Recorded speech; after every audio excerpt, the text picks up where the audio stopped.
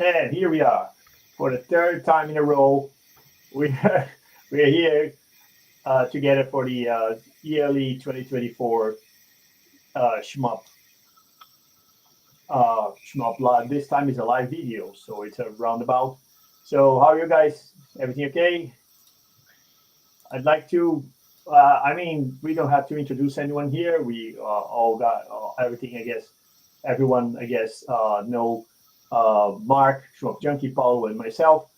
If you don't, feel yourself introduced. Nice to meet you too. And that's it. So this time around, we're going to do something slightly different. I won't stop the video to do like what's your pick, and whatever. We just go straight to the recommendations and talk about a little bit about how was your 2024, and that's it. It's going to be like a very chilled out chat. And at this time live, we're going to see. Of course, if you have any questions, feel free to drop here a line here on the live chat, and we'll be glad to answer. We'll be happy to answer, and that's it. So, I guess everyone wants to hear about Shmup Junkie and the documentary, right? Do they? Yes, indeed. I don't know. That's news to me. I guess that's the only thing I'm really qualified to talk about at the moment, since that's all I've been doing for the last several months, I guess. I can only say so much about it. I just know that I've been so busy with it that obviously I stopped making videos a while back. The channel's been kind of dead. I feel bad about it, but I really had to focus all of my time and make sure this project gets taken care of properly. It's an important commitment, so I had to prioritize it. What I can say is that it's coming along extremely well. I should be hopefully done with my editing in the first quarter of 2025. It absolutely is the goal and should be released next year in 2025, especially that now that I'm kind of at the tail end of the editing process of what I need to do. It's coming along great. I think people will definitely be excited about it once they see it. If anyone has specific questions about it, once we get into a conversation, I'd be more than happy to answer them. But just know that it's coming along. It's made a lot of progress. There's a lot of great interviews. And the main thing that I'm excited about is people are going to learn a lot about Toaplan that they didn't already know. They're going to see how much of the information online is not quite correct or completely wrong in some cases. And more importantly, how much is just missing. So this isn't a comprehensive video of every one of their games and mechanics and things like that. It's not an encyclopedia.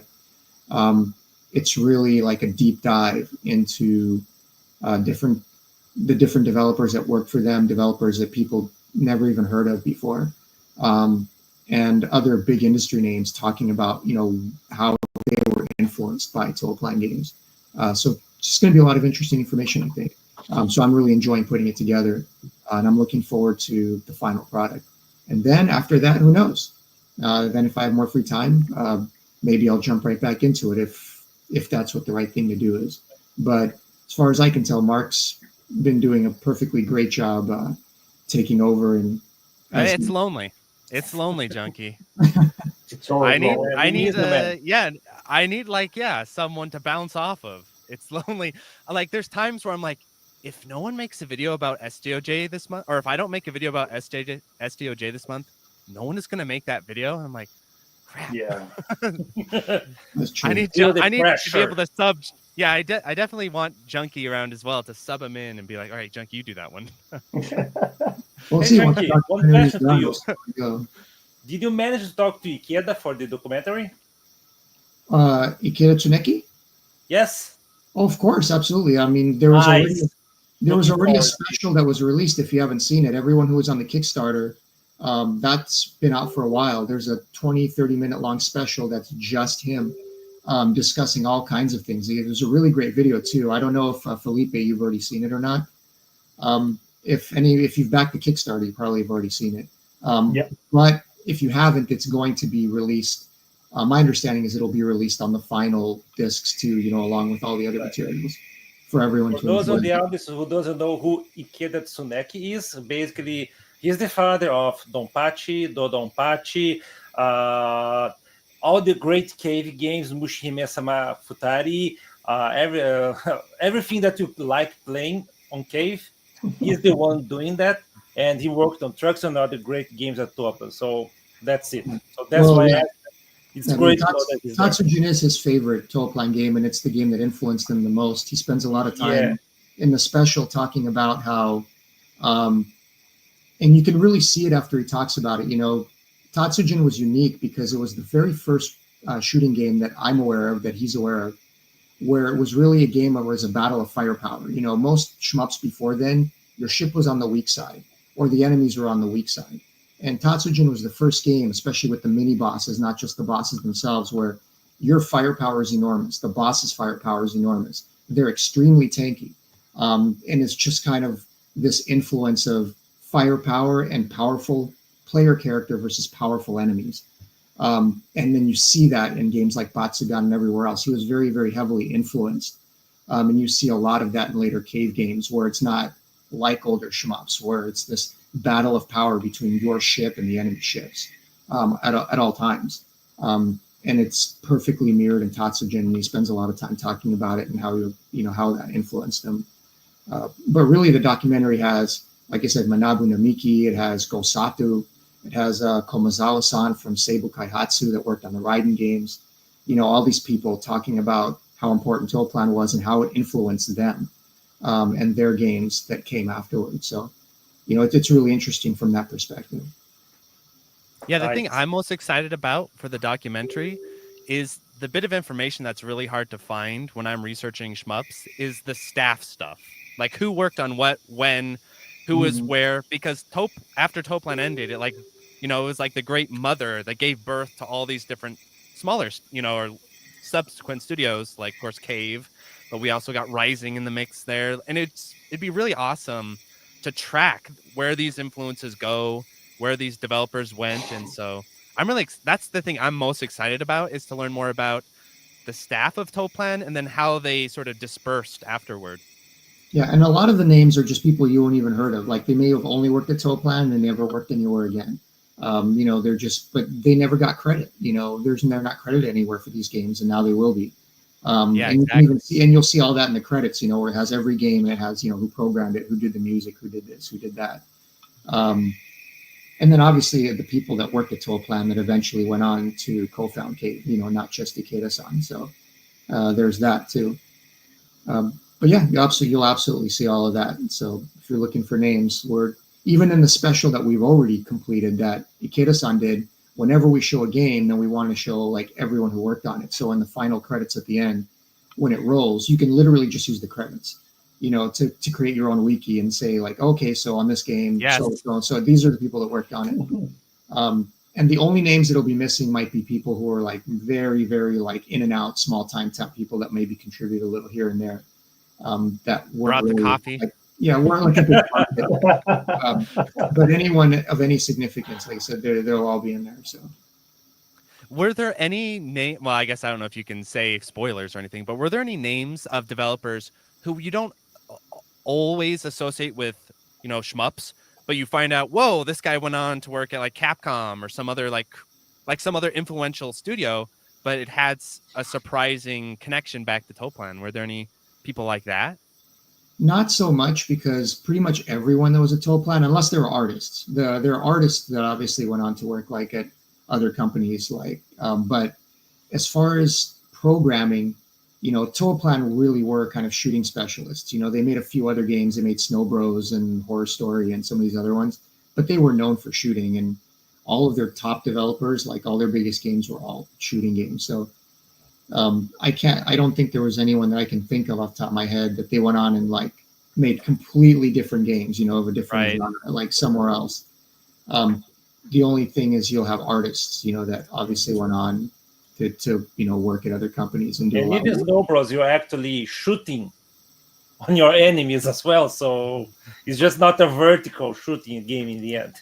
Oh yeah, I mean, even their non-shooting games have a lot of like shmup aspects to them if you look at them, because a lot of them are auto-scrolling. So like Horror Story is auto-scrolling, Get Star is auto-scrolling, and if you look at the way the enemies come on screen, everything is very choreographed. The placement is very, very detailed and specific. It just moves a certain way. Like there's just a certain way they went about enemy placement and the way their games work. So you can just see it in the DNA that they're all shooting specialists, and that's how they were seen. I mean, they were like some of the interviewees were talking about that, like from other companies. Like at the time, that's what they saw them. They saw Toaplan as shooting specialists. Like if it was a game from them, it was going to be shooting for the most part. And the games that weren't shooting games were kind of ignored, to the most part. Like they just weren't popular. People were like, oh, they made this game. Well, who cares? It's like if Cave went and released, a platformer. Like, yeah, it might have some curiosity, but it kind of gets ignored. Like Instant Brain. we have a good question. The massive success that was Instant Brain. We have a good question here from Adnei. Adnei is a Brazilian player. He has a channel as well, and he's specializing in carbon games. And he has said, "I'm very excited for the Toaplan doc. I think that was an opportunity to other Shmup's developer docs, compile doc maybe. I don't think Shmup Junkie is gonna participate in another production this big anytime soon. But anyway." Well, not pro bono, not again. But it's an actual. Do it, Cave. Interestingly enough, now once this started happening and people in the industry are seeing that it's happening, because we're interviewing them or Joe is interviewing them, he started getting inquiries from other companies like, hey, if this comes out and it does well and it turns out good, we'll be interested in something. Maybe Seibu Kaihatsu would like a documentary on there, and it's something that Joe will have experience behind his belt at that point. So he's got the connections, and if it does well and he wants to pursue it and then do more interviews because he's obviously can speak Japanese and he has the experience, the opening will be there, I guess, whether it's me or somebody else editing. I think there are other developers that are showing interest, now that they see, hey, if Toaplan did this, and maybe we can do this too. I have a pitch. SNK would be perfect for this. The next one, because the cross-genre arcade. Plus, I understand they have a pretty fun, interesting backstory with I think it was the Metal Slug artist who was describing like the first boss of SNK, or his boss during the Metal Slug era, as like kind of a Yakuza type of guy, and like so. It would be it would be fascinating. I think you get a ton of stories around SNK. As long as they allow it, as long as the developers are interested, because the big problem is a lot of developers aren't around. You can't round them up at all. Like Toaplan was lucky because Tatsujin Corp is still there, and Masahiro Yuge is still there, and Uemura-san is still there. So they were able to kind of get together and help hunt down some of the older staff and get people who didn't want to participate and get a lot of people involved. So if you can get enough of the developers back to actually get on camera and they have interesting stories to tell, then you've got something you can make. There are some very interesting stories to tell about, but I don't think that Nintendo would be very willing to talk about their past work with gambling companies and Yakuza, and of course having pin-up girls on their cards. So that's not exactly things they would like to do, but would be very interesting to at least have people know about that. That would be like the unauthorized documentary, but it'd be really good. Well, I think out of all the developers, I think Toaplan probably has the majority of Yakuza stories to tell. As far as that's concerned. I mean, not that we go overboard with it or anything like that, but it's going back to like Orca and their older days and just all that involvement in every way and everything else. Imagine their stories about Sega. Yeah. I always like to try to picture what these developer offices are like, because in my head I either imagine them as a bunch of like nerdy guys just hammering at the computer, sleeping under their desk, or sometimes I like to imagine that they're having like parties, they're having like hookers come over, and it's like this huge wild chaotic thing happening. But, I've seen I'd love to get more info. More boring than that. So basically, it's the guys working on the desk with no one talking to each other, and to the other side of the studio, there are girls working to draw the graphics, and that's it. And I heard stories about Capcom, like the team worked with the sound in the game were working upstairs, and the other team was working with the coding downstairs, and they couldn't go downstairs because the building was closed. So they had to actually use a small rope to get the EPROMs downstairs so they could test that with the game downstairs. That's high tech. That kind of the weird stuff. So yeah, no Yeah. network back then. Okay. Someone called Sora, the orange juice mascot, said, "I have a question. Always want to ask some Shmup Junkie. What happened to Tinfoil Timmy?" Oh, he's still around. Actually, you know what? I still have his tinfoil hat sitting here to the left of me somewhere, just in case I ever need to use it again. Oh, yeah. We hope you get to use it again at some point in the future. Yeah, if I ever make videos again, I certainly will. Like I said, I really enjoyed making them, so it's just one of those things where I had to buckle down and take care of priorities. And once that's behind me and done, then I just kind of start over and see where everybody's at and see what makes sense. But yeah, but the world of it's Shmup still there. Junkie is like, it's never super active, but nothing ever dies either. It's like this sort of like zombie realm where you could literally do your channel, take 4 years off, and come Probably. back, and people would be like, "Oh, there's Junkie." It's like the hyperbolic time chamber sort of thing where time moves slower in Shmupland than the rest of the gaming world. The Shmuposphere is a weird place. I like to think that a lot of the videos I made are kind of like more green anyway. They're more retro, you know, they're not necessarily specific reviews. So, you know, people can kind of go back to them whenever and watch them whenever. They're not really timely or time specific. Not Yeah, that's good.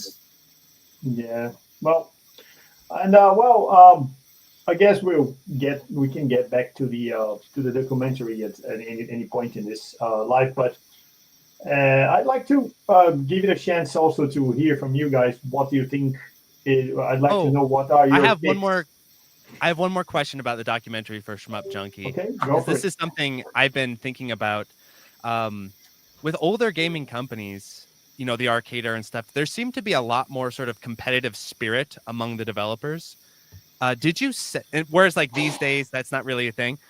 Did you sense something like, did they have that sort of thing when you're talking to the Toaplan guys? Were they saying, oh, you know, we're trying to really compete with the other devs? Or just was there that energy there, that sort of competitive design energy or not? I don't think they were trying to compete with other developers, at least not early, because they were kind of pioneering in a lot of ways. They were definitely seeing other games, and they always wanted to do something different. So they would look at certain games as an example and say, we don't want to just make a copy. You know, we want to make something unique, or we want to make something of our own that stands out. And they were allowed to do that. They competed a lot between each other and amongst themselves on certain games, and they had really high standards for themselves. You know, they would be up late into the night, into hours. They go drinking, they come back to work, and they would nitpick every little thing about the game. You know, enemy placement down to the pixel. And you can kind of tell, like with games like Twin Cobra and Tatsuji and a lot of the earlier games, like how perfected the games are in terms of like just the flow and the enemy placement and everything else and the checkpoints. You know, there's nothing really haphazard about their games in that sense. You know, they're very strategic. You have to play them a certain way. They're very planned out. So they're a very autonomous company. Their president was kind of absentee, where he just kind of, you know, they started on their own because they came over from Orca, and he just went off and did his own thing. You know, their president came to them and said, "Hey, I want you to make a Mahjong game," and that's about as involved as he ever got. You know, so Right. all of their concepts, all the games, it's the developers. It's kind of like, imagine having a small team of like 4 or 5 people, and you just get to do whatever the hell you want.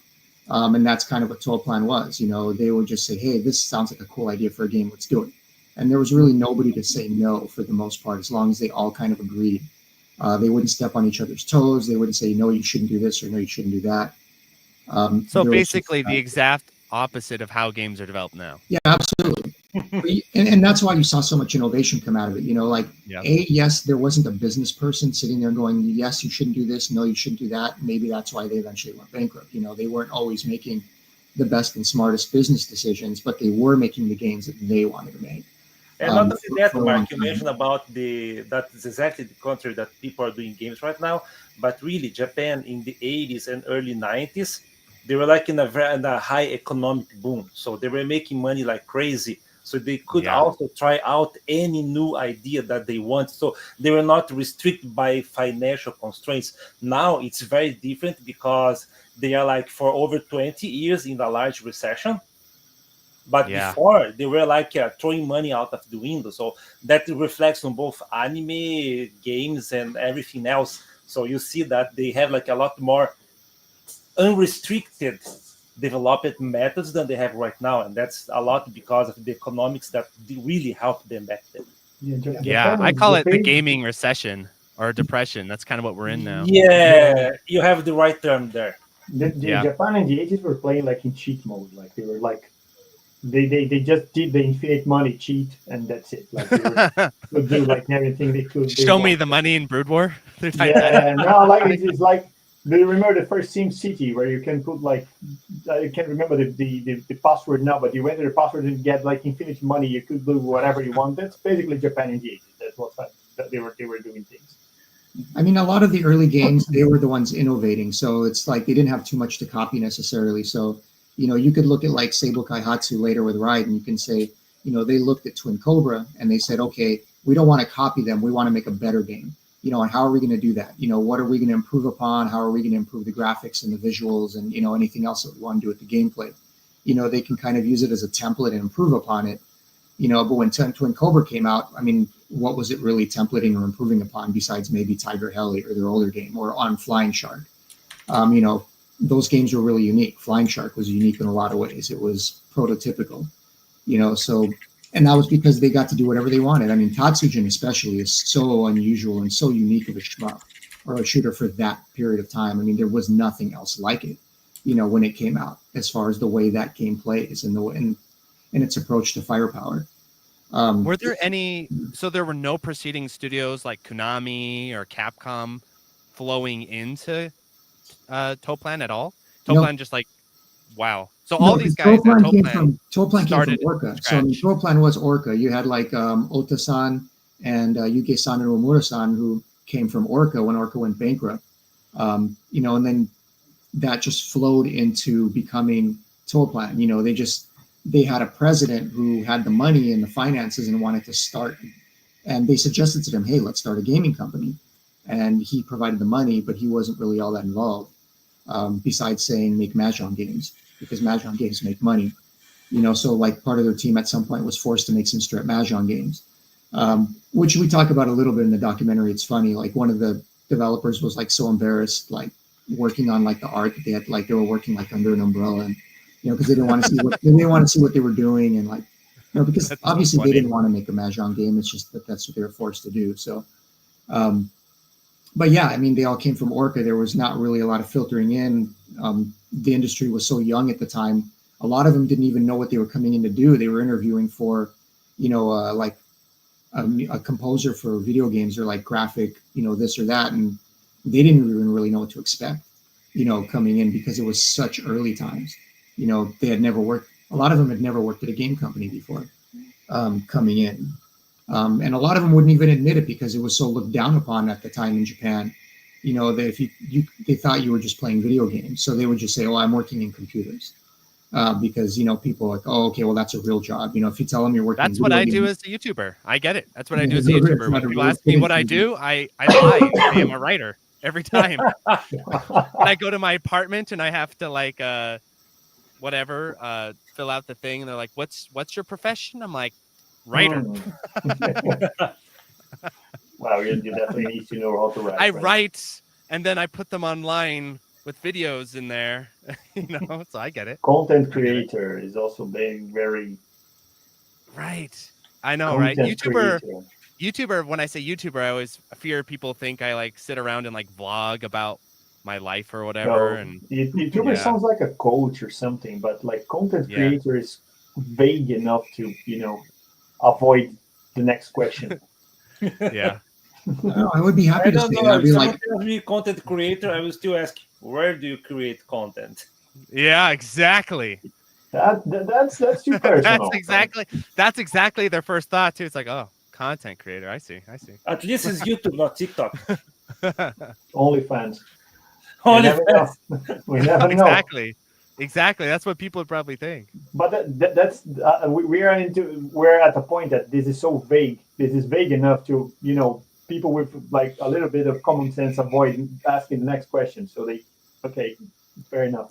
The sad thing is you The make more next money with OnlyFans for middle-aged guys than with YouTube right now. We never know, man. We never know.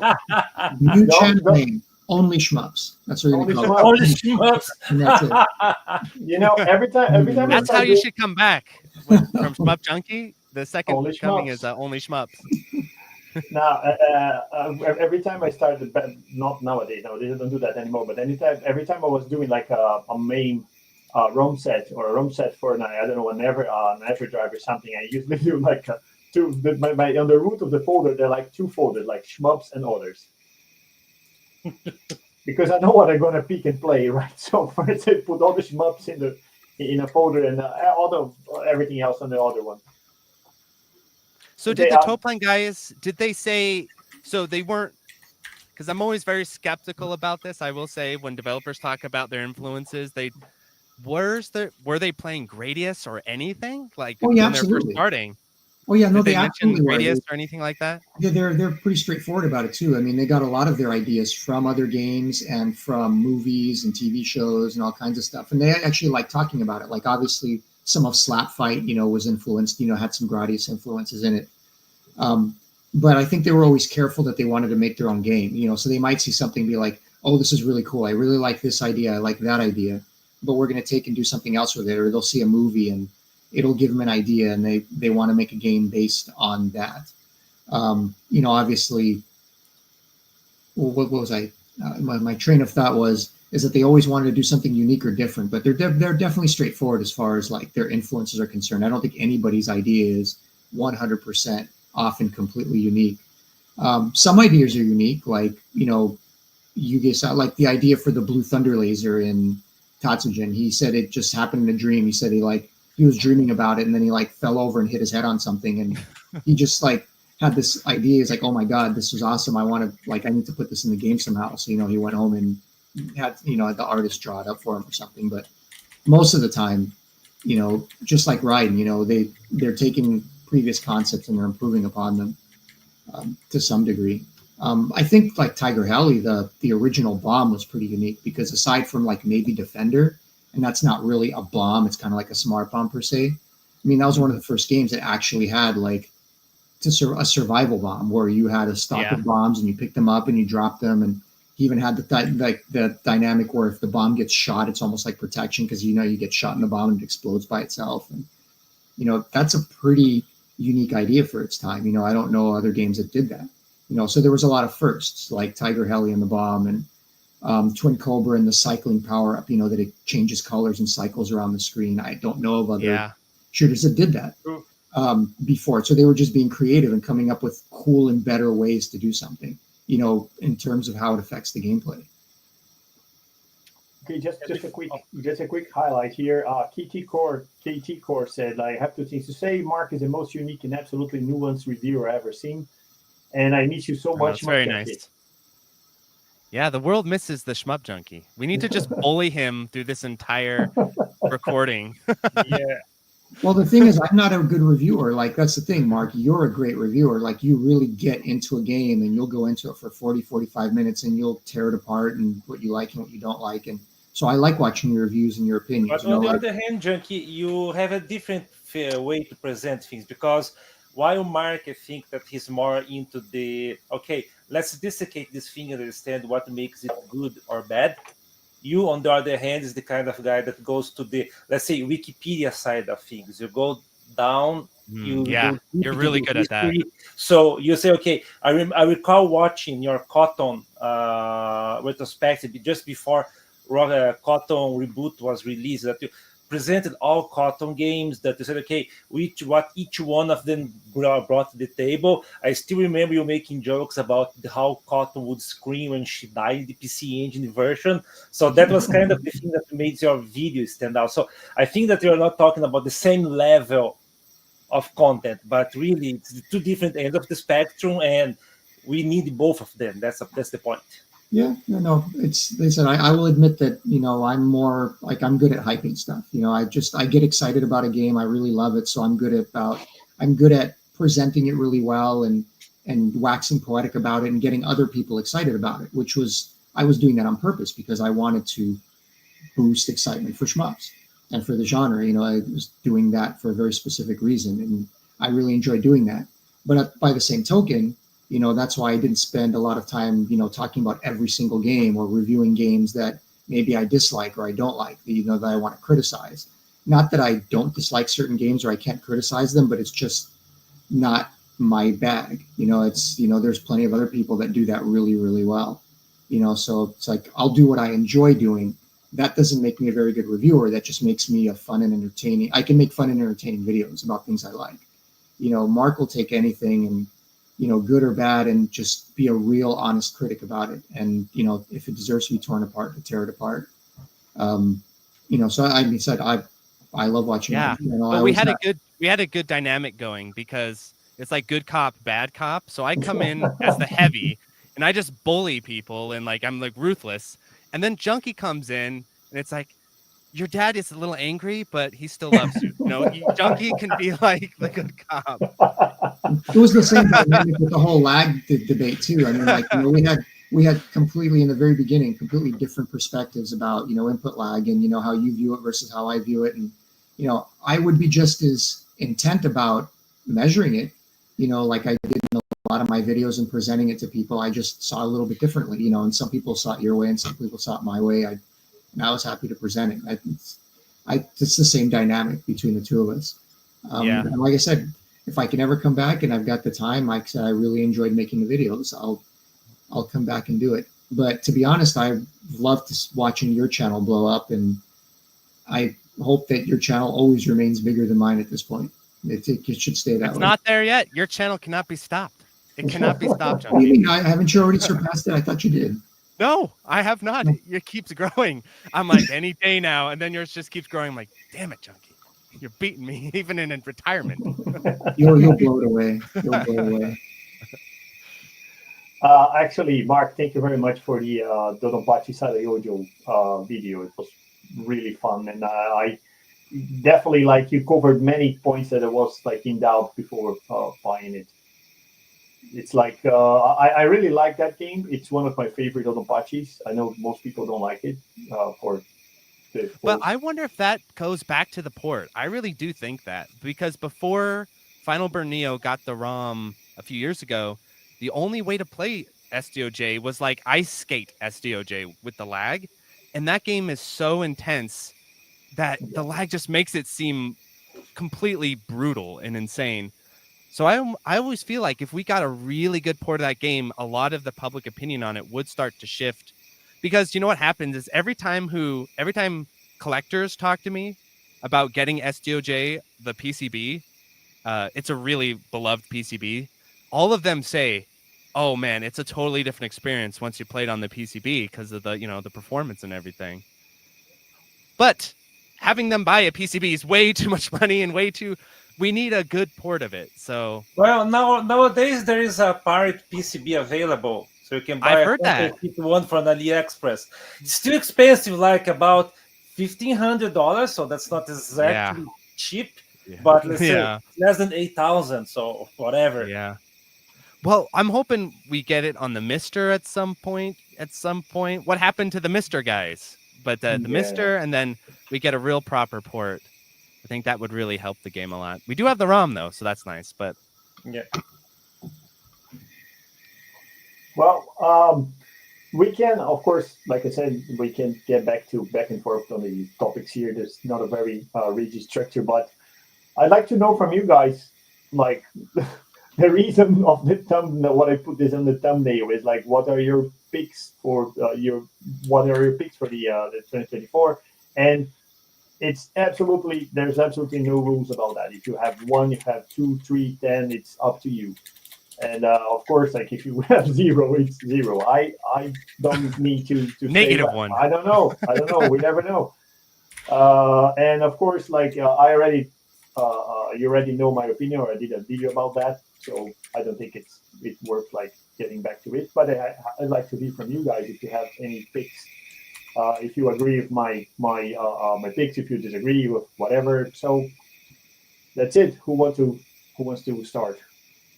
I'll start because there was a pick that is missing on everyone's radar, including mine, including yours. It's like the sleeper shmup sweeping the nation, which is Angel at Dusk. So Angel at Dusk, like stealth released in January of this year. I had to double check that it came out this year. I was like, when did this game come out? And I didn't cover it because, like I said, it just kind of snuck right under the radar. But while the shmup world has not been watching, Angel at Dusk has been on a rampage. It's been growing in popularity. It's like really taking on its own identity. And so in preparation, I was like, oh crap, I got to go back and review this thing. So I've been playing it the past few days. I'm going to review it in January on its 1 year anniversary. Why not? And this thing is really good. Angel at Dusk is basically a lot of shmups over the recent years have been trying to figure out how do you make sort of a progression system in a shmup that would work well. I think Angel at Dusk is the best example I've seen so far. It's really an interesting, really cool game. And it's kind of surprisingly really popular. It just hasn't hit the West side yet. It's been growing a lot in, I guess, Japan and China or some of these regions, but that one was definitely a sleeper pick of the year that, looking back on it now, it's really in the graphics. And this thing's a beast. It looks gorgeous. Yeah, look at how many reviews it has, though. It's like, for a shmup, it's like really popular. Yeah. And what's funny, that's one of the few shmups I did play this year because I've been waiting for it for years because I knew it was coming because I liked his other games, like previous games that he's made. So I never knew when it was going to come out. When it did, I just went and played it. And yeah, I didn't get to deep dive into it like Mark has, but just even the... I haven't either. I've just been playing it this week. Yeah. But it's you know what's funny? Because that's the same guy that did Hellsinker and Grey's Counter. No, I don't think so. It's the guy who did Steel Vampire. Yeah. The guy who did Steel Vampire. But I don't know. I see for more from Henteku Dojin, and there is also Hellsinker and Grey's. Maybe it's the same circle. I think that's the publisher. That's that's the circle. Yeah. He also did a lot of the like really. I'm trying to remember their names. A couple. I even featured them once, and I made like a weird shmups video, and it's like these bloody games. And there's one of them that's like top secret or something like that, right? Yeah, it's Akira Goya, and like he did a lot of like very explicit, very bloody games. Like, and I just figured out why I skipped this game. When I saw the snapshot, the screenshot, I didn't get it exactly. What is this about? Like, it was kind of I saw a bloody mess with like tits and tentacles. I thought it was like more like a hentai game or something, and I didn't, we didn't click to what I didn't pay attention to it properly. But now that you mentioned, I definitely. It's funny, if you go into the options menu, it has esports mode, which censors. I think that's so funny that they call it esports mode. I love that. I mean, he's been making shmups forever. I mean, he goes way back to like it wasn't on the Amiga, it was on the Sharp 68000. He even made like a test shmup for that system that he never released. Like, he's been doing it for a long time, so he's got the experience. Yeah, I talked to him once, and I asked him if he could, of course, sell me the game. I said, I would like to buy this game from you if you like. He said no. He doesn't want it out. He doesn't want to give it to anyone. It's like an old game that he's just not proud of, and he's like, nah, that was just like an experiment that I worked on while I was in school, and it's not getting out there. So, oh my God, I had a question for. Oh yeah, Junkie, what were your thoughts when you played it? Because I remember I was really interested in Steel Vampire. I don't know if you ever played that, but I did. I loved Steel Vampire's like vibe and the graphics, but then I played it and I was like, this is a little funky. But I feel like Angel had a ship too big. Yeah. Way too big. It's gigantic. Yeah, what you're saying is correct, Mark. Like, Steel Vampire was actually an evolution of some of his older games as well. And, it was just a newer version of it. And Angel at Dusk, kind of scales it back a little bit. Like Steel Vampire is like 2 in your face. Like you just have to be on top of everything all the time. And you're huge. And this kind of scales it back a little bit to where you're still large and you get larger. And there's this aspect where you have to control the size that you grow to versus, everything else. Not in a slap fight way, but in a Steel Vampire. No, because your hitbox remains the same size. Yeah, exactly. But it's not as like aggressive in your face. It feels like a mix between Steel Vampire and more of like a traditional bullet hell in a way. I quite like Steel Vampire. I just miss like a more comprehensible way to explain what you're buying with the the resources. You're like, it's kind of a mess. You end up buying things. You're like, what? This doesn't feel like it's changing anything, or it's quite confusing. I feel like Angel at Dusk took a lot of the ideas from Steel Vampire and like improved them. It's like, all right, how do we make these work better? And I feel like Angel at Dusk pulled it off. So I was really impressed with it. So that one, it snuck by everyone. So we're all guilty of this one sneaking by us. But that one's definitely a big pick for me for the year, even though I'm reviewing it in January. Yeah, I'm going to do a review after you do yours. Not just to contradict what you say, but I want to do review. And but because like I was curious about it, and it seems like they definitely got some crazy ideas there. Like they implemented some crazy ideas in Steel Vampire in Angel at Dusk. The name I feel like Angel at Dusk will really grab like general action game fans who aren't into shmups. I feel like it's one of the best games. It's doing a lot of things. I'm like, oh, these types of players will really like this. So I was really impressed with a lot of these. Like you know how like a lot of shmups coming out now are trying to capture that audience, like the guys who play Enter the Gungeon and stuff like that. I feel like Angel at Dusk is the best sort of answer to that question because it's doing a lot of things with the way it scrolls the screen but the aspect ratio works a lot better. Everything is giant, by the way. I've talked about that for years. Like, if you want the aspect ratio to be wider, make things bigger. And Angel at Dusk, like, everything's enormous. It's awesome. And it's really visceral. And it just does a lot of great stuff. So I was really impressed with that one. Check out his older games on Steam called Galshell 2.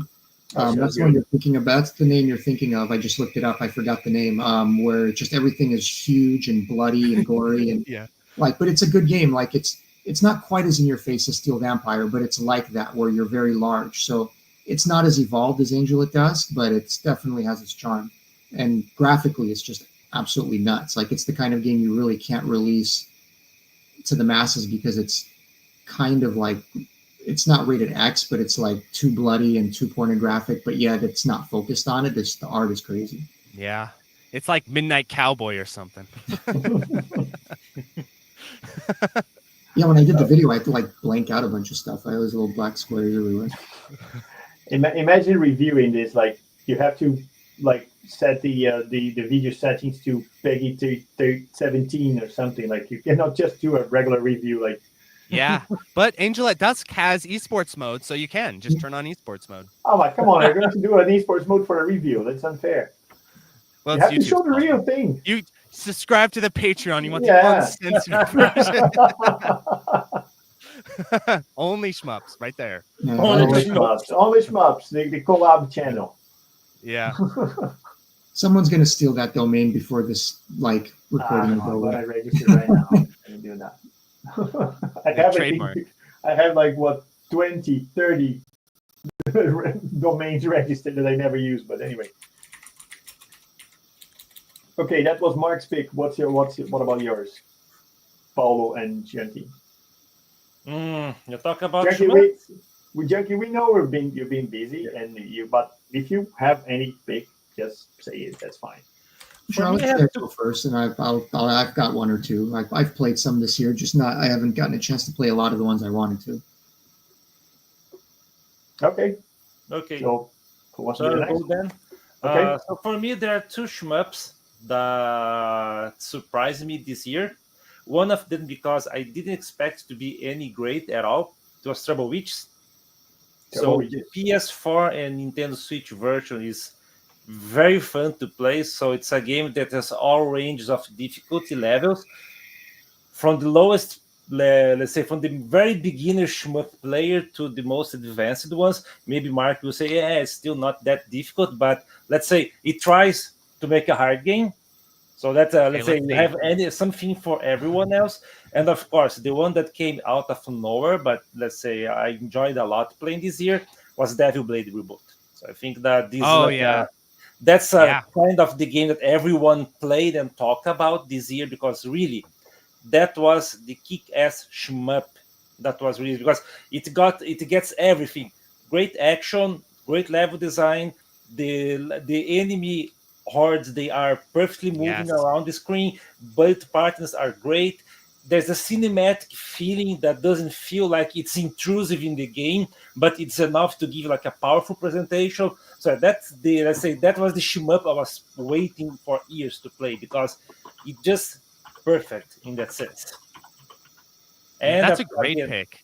yeah, You know, my favorite thing about Devil Blade Reboot was, even though the Inferno mode itself isn't like insanely difficult, I actually love the structure of it, where I think a lot of shmups should start putting Inferno modes in their games. This idea of like, it's like a scoring survival mode where if you don't score enough, you just die. yeah, I think that's a really cool idea. So I'd love to see more shmups do that, the Inferno mode.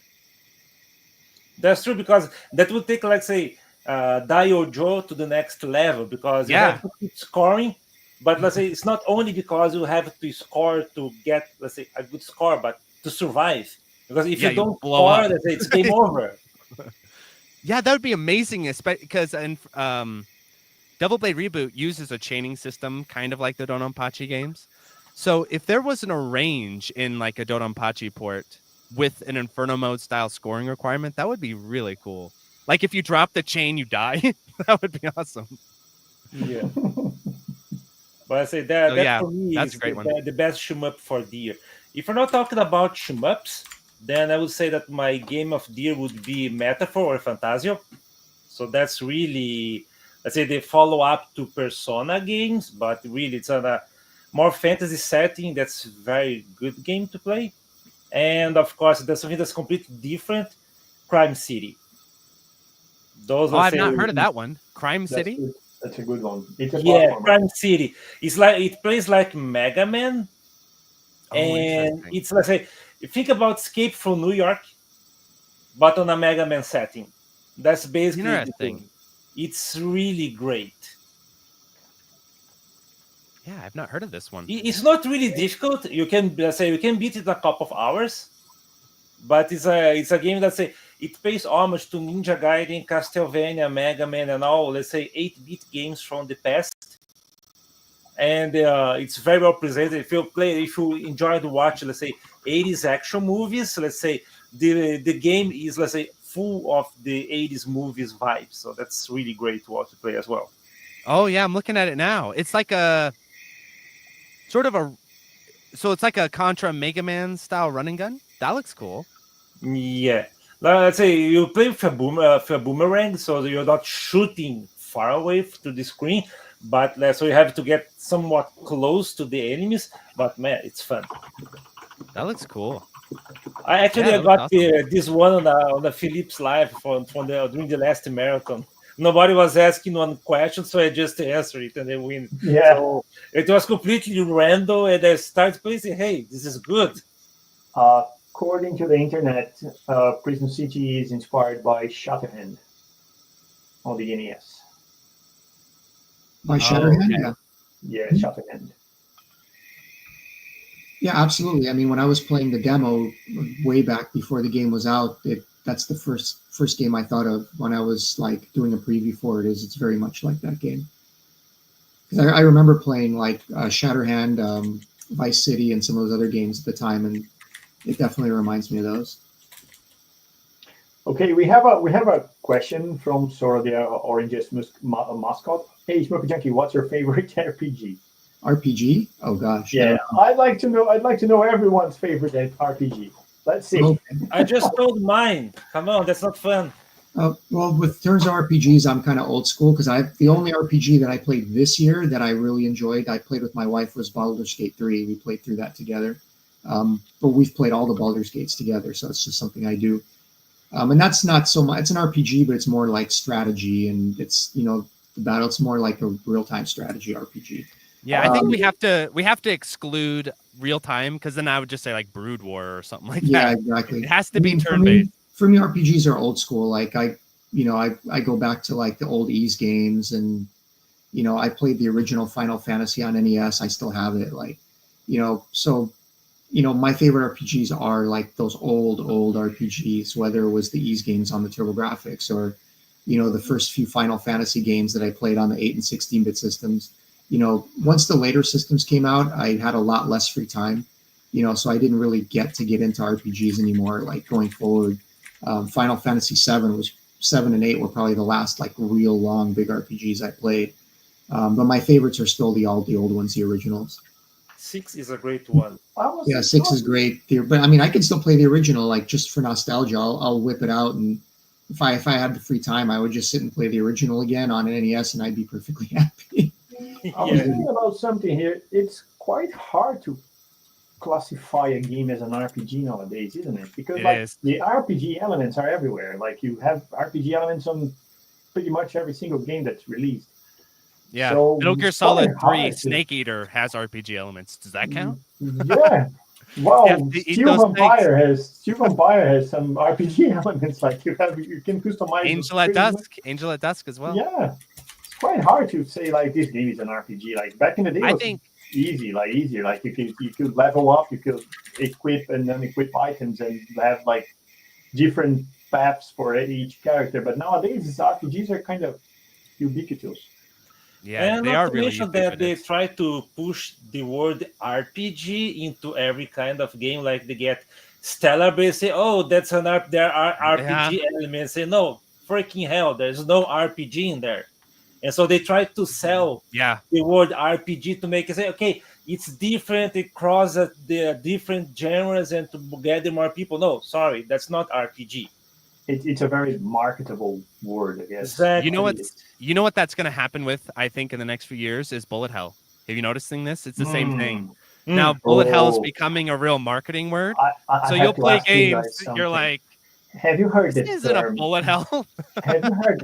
Now you know what I feel like. Now you're going to remember what I felt like when we lost the word shooter. You're going to lose Bullet Hell, and you're going to be pissed about it. Have you heard the word Gen X to millennial? Gen X have shooter, millennials we have Bullet Hell. Yeah. No, have you guys heard the word bullet heaven? Yeah. Ouch! No, don't get started. Of course, not the channel. Like the channel has nothing to do with that. But like the word, yes, like when the someone term. classifies. Yes. Jeez, it's horrible. On the Wikipedia, if you look up Shmups on Wikipedia now, Bullet Heaven is now on there. I'm like, come on, Wikipedia. You serious right now? So yeah. That's what I'm saying. Bullet Hell is going to be the new marketing term. Like, if you guys remember the Shmup Steam sale a while back, and like the majority of the games on the front page aren't actually shmups. No. That's going to happen. So you just put a tag Bullet Hell on something because like yes, something that shoots a lot in the game, and that's it. Yeah. Well, because they like the aesthetic of Bullet Hell. Bullet Hell and shmups have really strong aesthetics. And so other genres look over, they're like, oh, we like the purple bullets from Mishima-sama. Look how cool they are. Everyone loves those. But the whole like dying and being hard stuff, let's not worry about that. Let's just take these bullets and put them in whatever and call it a Bullet Hell. No, it like borrows a badassness to something like when they call it when they call it Bullet Hell, like this is a Bullet Hell experience, like not for the CCs, not for the faint of heart. Yeah. Jeez. You know what Angel at Dusk is that I think is really funny? I think more shmups should do this. It's pure manipulation, but I think it's funny. Is its easy mode is called very hard. and then its hard mode is like extreme oblivion and stuff like this. I think shmups should start doing this. It's actually really funny. Just rename the modes. So like easy mode is now I can't remember the game now. There was a game that you had like it was Devil Demon the shmup that went wrong in Japan, like the Paulo hates. What's the name of the thing? The one I hate. There's so many. Yeah, it's a Yoko game like with similar to Thunder Force that you say. No, I don't. Yeah, okay. You're talking about Devil Engine. Yeah, Devil Engine. Yeah. Drama Engine. the one that the easy mode is like there's a joke something like that. Really? Are you really going to play this or something like that? And the Yeah. hard mode, I think it's one of the best things. Yes. Yeah. I think that's kind of a fun little idea. Because I was saying, just talking to developers, I was saying the problem with normal mode now is because we can't say things are bad or easy anymore. So a lot of things now are reclassifying normal as easy. So the problem is if you make a shmup and you make the normal mode actually normal, nowadays people won't feel like that's enough. So that one way to do it is just the just lie like art Angel at Dusk, where it's like uber difficult when it's easy. But another thing you could do is I was saying maybe shmup developers should change the term normal mode to official difficulty so that people know this is the intended difficulty The of the real game. experience, yeah. It's official, right? And then you can call the hard mode Uber Maniac Ultra Die or Expert. whatever. Oh yeah. Yeah. I think you got to start giving them crazy titles like that. Like, Yeah. because remember, Cave's so good at this with their Ultra mode in Mushimi-sama, where you go from Maniac to Ultra, and then when you hit Ultra, a warning screen appears. It's like, dude, are you sure? Are you sure you want to do this right now? Are you doing what you think you're doing?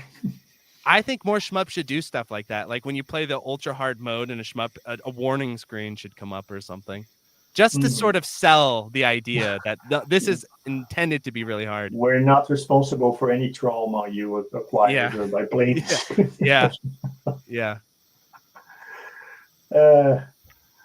All right. Junkie, you have the picks? Yeah. Yeah. This is not officially a shmup, but it was actually in your list, in your video too. And it's the perfect game for me to talk about because, I mean, if I was making videos right now, I would have already reviewed it by now because it's the perfect game for me to review. Is Iron Meat that just came out. Cool. Specifically because this is a game that I knew about so long ago that I was like telling back when there was only a two-stage demo of it on Steam. And I played that two-stage demo and I put it in one of my old preview videos. I was like, this is going to be a good game, you know, just by the way it felt to play. And then I waited forever, for years and years, and nothing happened with it. And eventually something did happen with it. And he released like a preview build for me that I had in a video of mine, a later video, where I got to play through most of the game. I think it's still missing like one or two of the final stages that came out in the final version and the refinement. But I got to play like most of it. And it was just as good as I expected it to be. Like it is a perfect like recreation of a Contra game. Like everything about it is just fantastic. But what I like most about it, you know, because there's a lot of Contra clones out there and games that feel like Contra, and you know, like Super Cyborg is a really cool game and it feels like Contra. But there's something unique about the original like NES Contra game specifically, and maybe a little bit the 16-bit versions. A lot of NES games, because they're auto-scrolling, even though this isn't auto-scrolling, there's a sort of pacing to it. Like if you play the stage a certain way, you can speedrun it. Like you can do that with Castlevania, you can do that with Contra, you can do that with Mega Man, you can do that with certain games. And it does that perfectly. You know, it's very nitpicky about the enemy placement and how everything appears on screen. And just like the original Contra games, you can speedrun Iron Meat, and it is really, really fun to do if you get good at it and you play it a certain way. You can just bounce through a level and just boom, boom, boom, boom, like when you have the timing right, just like Ninja Gaiden. So it's got that perfect feel of the controls. Like it feels like you're playing Contra. Everything is right on. The timing is there. The enemy placement is there. So most people will play it and be like, oh, this is just a really cool game. You know, the graphics are great. You know, the sound is great. It's a good production. It's well made. But once you get a little bit better at it and you play certain stages over and over and over again, you get a feel for what the flow of the stage is. And if you can stay in that, you can really, really run it fast. And it starts to make the levels fun to play because you can just kind of get it right on with the timing. And I think it was kind of planned for that, because if you look, at least in the demo that I played, there's a counter as you're playing, like literally on the screen that's counting down. So you always know what your timing is. Like you don't need to be a speedrunner and set your clock. It's there. And it's always running as you're playing the stage. Like it was there in the early demo, and I'm hoping they kept it in the final game.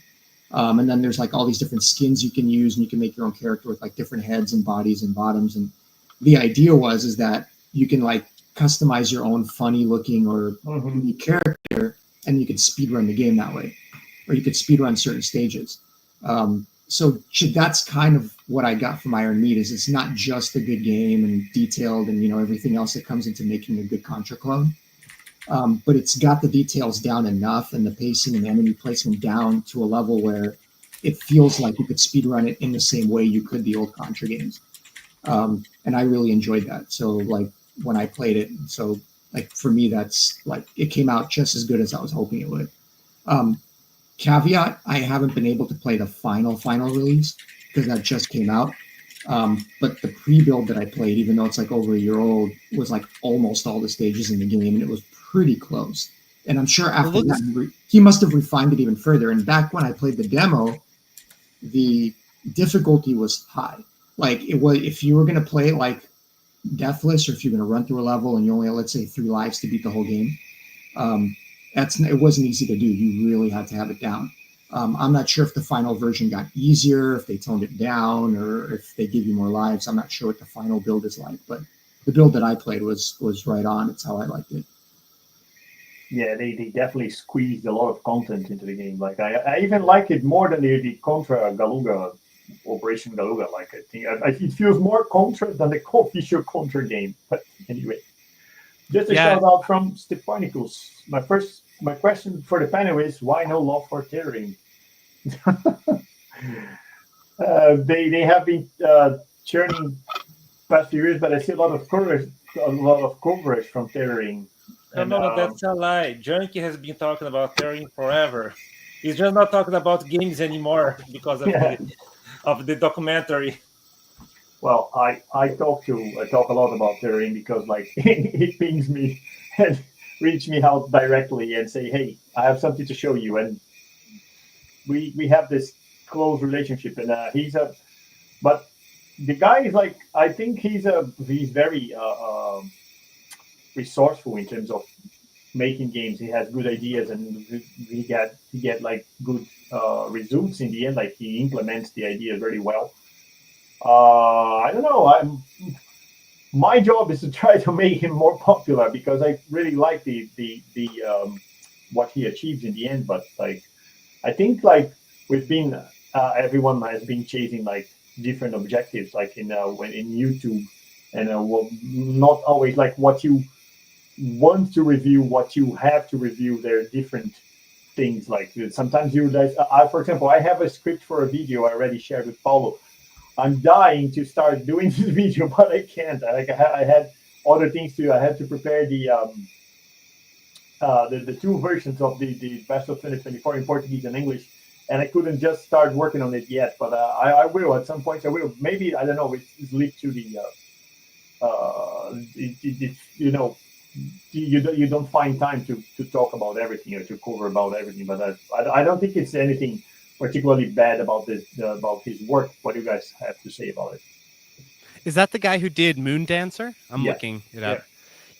Yeah, I think for me, it's just a situation of it's sneaking under the radar, and then when people say, "Hey, check out Turian," I'm like super late to the party. Or Moon Dancer, for example, I was like, someone showed me Moon Dancer like quite a while after it came out. I'm like, oh, that looks awesome.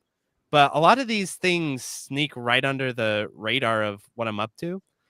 And also sometimes with like doing videos, I always try to let my inspiration sort of lead me at times. So I'm always like, even though I have this giant list of videos I'm going to do, unless it's a Patreon voted review, which I'm like locked in to do. Other than that, I'm always kind of like 1 or 2 videos is as far as I can predict into the future, because I'll never know what interest will shift, what I'll feel like doing. So I let my muse guide me with a lot of my video selections. Unless there's something that I know I want to cover, and then I have to just wait for an opportunity to cover it. Like DOJ last year, I spent all year just like had it circled on my calendar. All right, when the M2 port comes out, I'm covering it. And all year long, I'm just look at the date on the calendar. It's like, it's coming. So I'm like that with Virtua Fighter 5 and 6 and stuff. So there's certain things that I have to just sort of wait until the opportunity to cover them. Then other things I'll want to cover them, and then they get like lost in the shuffle of what I'm up to, and then I'll look back. Angel at Dusk is so a perfect example of that. All year long, I'm like, I'm gonna review Angel at Dusk. I'll get to it, and then now it's January or almost January. I'm like, oh wow, it's been almost a year now of I'll get to Angel at Dusk. So I have it's just a couple pure of, chaos. It's pure I chaos have- at the I Electric have- Underground Studios. I have a couple of scripts that I finished, and I'm just waiting for the right time to start. And they are like in my Google Drive, getting older every day because like I don't like you said, like you have other priorities. You switch context from one to another, and you end up like skipping them for no reason. And I think And that's it the is point also of the- easier to cover stuff that you anticipate is coming. That is so much easier. Yeah. So like if I'm just like Iron Meat, someone Sora mentioned Iron Meat, I had completely lost track of this game. And so when it comes out, I'm like in the middle of something else. I'm like, oh right, there it is. And then it's like, oh, now I missed the window. So also like if you can, this is what I say to like developers and stuff too, is like you should constantly remind people your game's coming out. Because if you tell me Metal Slug Tactics was like this, I saw the trailer for Metal Slug Tactics God knows how long ago. And I'm like, oh, that's interesting. Completely forgot about it. And then luckily someone reminded me, I think Boghog reminded me like, hey, Metal Slug Tactics is coming. I'm like, oh, okay. That's But, why I do the drops videos. That's Yeah. exactly why I do the drops videos, so we can keep track of what's going on in the Yeah. real time. And then one thing that I think even Stepanicus he said about Terrain is that he may not do the best games out there. He does very good games, but he's doing like say consistent games. So he does from time to time. So can count there's going to be like 2 Terrain games per year, something like that. But he's not the one that's promoting his games a lot. So probably I heard about Terrain games on your drops, Philip. And say, oh, there's a new Terrain game. I will put that on my wish list. Exactly. But other than And that, that's so important. Yeah, it's so Yeah. important. so exactly so then otherwise I would forget. And every time they say myself I do a review, it's either because that's a game that I really like a lot or because I got the key from the publisher. And then Okay, basically you I'll- have something that you like a lot more, or something that okay, yeah, the guy gave me the key, so yeah, let's do a good job at least talk about it, even though the the publisher may get mad at me because I didn't talk good about the game. Yeah, and also a great example of this is, this guy's very prolific. He's working on stuff. Do any of us know what he's working on right now? I usually know what he's working on because I follow him on Twitter. So like when he was working on this, every game he's working on, I always know because he's always posting on it. So he's pretty good about constantly posting about what he's doing, but it's on his Twitter account. So if you don't follow him, he's not all over social Exactly. media posting in every possible place. He doesn't have anyone promoting him. So, unless you're following him, then you don't really know what he's doing or what he's up to. Exactly. And I don't know what the exact answer to this is, but it is, I think, a huge problem shmups have is it's not that there's not games being made, but often they just appear and you're like, oh, like Angel at Dusk, like, oh, there's Angel at Dusk. So you don't have that anticipation building cycle for game releases. Whereas like a much better example of this that did well was Shadow of the Ninja Reborn, where Einen were like, it's coming, here are the trailers. And so I could mark it on my calendar. Oh, Shadow of the Ninja's coming. I'm ready for it. I'm prepared. And so when it came out, I was able to cover it the day it came out. So that's a huge thing that I think shmups really struggle with is I don't like think it's just letting a people shmup know stuff's problem. coming. I don't think it's just a shmups problem. I guess all the indies. Yeah, Like indie every games. time you have an indie game, like you have a very skeleton crew like working on everything. Like you have you're very limited in terms of human resources on who's doing what, and I don't think like there's anyone. So most of the times, like there's nobody taking care of the marketing. So you just have like you give a Twitter account to someone and hope the person to do their best, but like. You know what I think is the missing ingredient here? I've been thinking about this a lot. Is in the past there used to be all these like little random gaming review websites that are just these little random guys, but they would cover this stuff. So like Iron Meat, for example, if you look up Iron Meat, there is literally no coverage of this game. Nothing. It just on Steam and a website. Like there's no like little reviews that covered it. There's no little entities that covered it. I think that's what we're really sort of missing is that little ecosystem of stuff that used to cover indie stuff more and sort of slowly get the word out. Now that's all gone and everyone just thinks, oh, well, if I post about it on Twitter, I'm not on Twitter. So you could post every single day on Twitter. I will never see it because I'm not on there. And also the way Twitter works is like Junkie said, if no one's following you, you could post about your game every single day. It still wouldn't exactly work. So, I have to say Twitter works for me really well in terms of getting content and recommendations. I don't use it for like giving my opinion on things. Like I don't do like conversations on Twitter, but it's really good to get like engagement in and out from new releases, for example, like people. But you're seeking it. I think that's the difference. Yeah. It works one direction. So it works if you're seeking things. So if you are like, I want to look for stuff, it's great for that. No. But it doesn't work the other way around where you want to promote things. Yes. That's where everyone's like, meh. I guess from this mechanism came the idea of making the drops videos, because I don't know if there's probably an algorithm being trained there to know who should receive what, because mine at this point is amazing to get new releases. Like what I get now every time I enter on Twitter, like I avoid entering on Twitter like randomly, because I see like every time I enter there I see 2 or 3 games that I have to talk about.